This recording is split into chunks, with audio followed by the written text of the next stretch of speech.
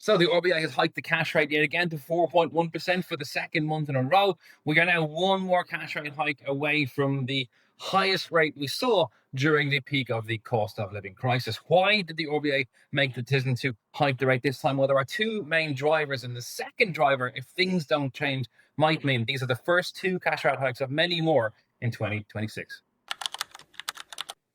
The first reason is existing inflation. So the RBA tries to keep inflation, which measures the increase in the costs of things in a country, between 2 and 3%. If you're sitting between 2 and 3%, you're laughing.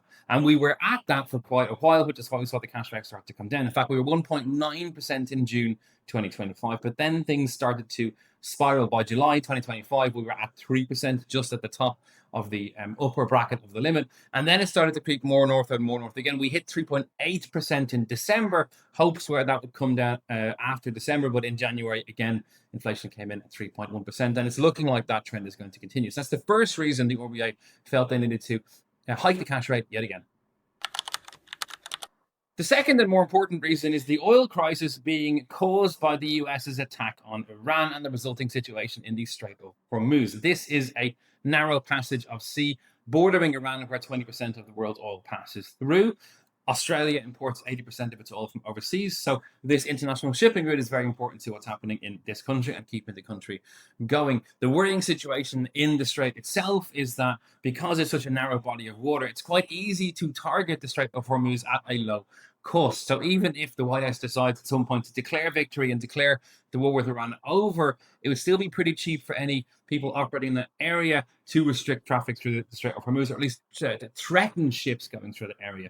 The issue there is if your ships are being threatened, it's going to be very difficult to get insurance to cover the cost of the journey. So insurance could really be the key reason why we don't see traffic go through the Strait even after the war is declared over. And that's a concern because that means high oil prices going on continuously.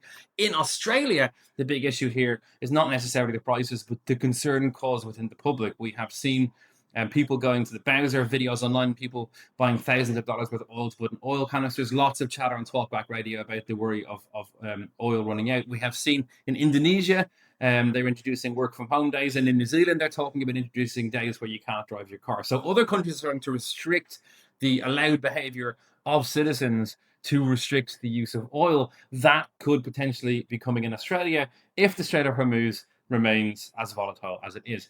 For those reasons, these could be the first two cash rate hikes of many for the rest of the year. But if you want to follow the actual news as it's unraveling, you can check us out at finder.com.au.